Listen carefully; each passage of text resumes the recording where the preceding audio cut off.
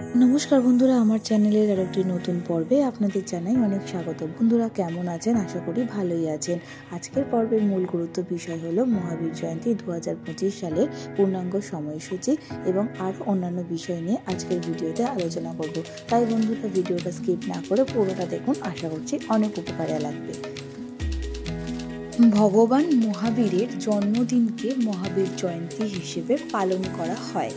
এই দিনটি জৈন ধর্মাবলম্বীদের কাছে সবচেয়ে পবিত্র ও গুরুত্বপূর্ণ দিনগুলির একটি। সাধারণত চৈত্র মাসের শুক্লপক্ষের ত্রয়োদশীতে এই দিনটি উদযাপিত হয়। এবছর মহাবীর জয়ন্তী বাংলা ক্যালেন্ডার অনুযায়ী চৈত্র মাসের ২৭ তারিখে পালিত হবে এবং ইংরাজি ক্যালেন্ডার অনুযায়ী ১০ই এপ্রিল বৃহস্পতিবার পড়েছে এই শুভ দিনটি।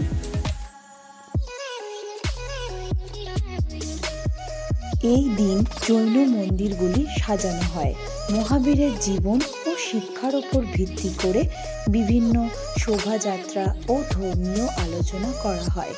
দুস্থদের ভোগদান, পূর্ণ কর্ম ও শুদ্ধ জীবনযাপনের প্রতিজ্ঞাও নেওয়া হয় এই দিন।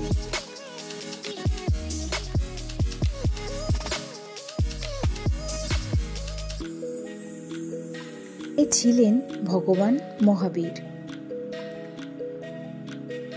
ভগবান মহাবীর ছিলেন জৈন ধর্মের ২৪তম তীর্থঙ্কর। খ্রিস্টপূর্ব ৫৯৯ সালে বিহারের বৈশালীর কাছাকাছি কুণ্ডলপুরে এক রাজ পরিবারে জন্মগ্রহণ করেন তিনি। তার আসল নাম ছিল বর্ধমান, যার অর্থ হল যিনি উন্নতি করেছেন। শৈশব থেকে তিনি শান্ত, সহানুভূতিশীল ও আত্মবিশ্বাসী ছিলেন। জীবনের আরাম আয়েশ ছেড়ে তিনি ৩০ বছর বয়সে সংসার ত্যাগ করেন এবং আত্মসাধনায় মনোনিবেশ করেন। মহাবীর জয়ন্তীর আচার অনুষ্ঠান কী ছিল? এই দিনে ভক্তরা উপবাস পালন করেন। আধ্যাত্মিক উন্নতি এবং নির্দিষ্ট বিশ্বাসকে শক্তিশালী করার জন্য জৈন ধর্মগ্রন্থগুলিও পড়া যেতে পারে। এই দিনে অহিংসা এবং নিরামিষ ভোজের বার্তা প্রচারের জন্য কর্মসূচি পরিচালিত হয়। ভক্তরা দাতব্য কাজ এবং দানের কাজেও নিযুক্ত হতে পারেন। এই দিনটি উদযাপনের আরেকটি উপায় হল ভগবান মহাবীরের শিক্ষা প্রচার করা। বর্ধমান থেকে হয়ে উঠলেন মহাবীর। সংসার ত্যাগের পর ১২ বছর কঠোর তপস্যা ও ধ্যানের মাধ্যমে আত্মজ্ঞান অর্জন করেন।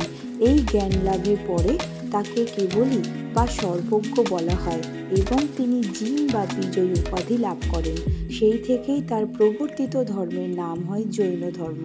তিনি অহিংসা, সত্য, অচৌর্য, ব্রহ্মচর্য এবং অপরিগ্রহ এই ৫টি মৌলিক নীতির প্রচার করেন, যা পরবর্তীতে জৈন ধর্মের মূল স্তম্ভ হয়ে ওঠে।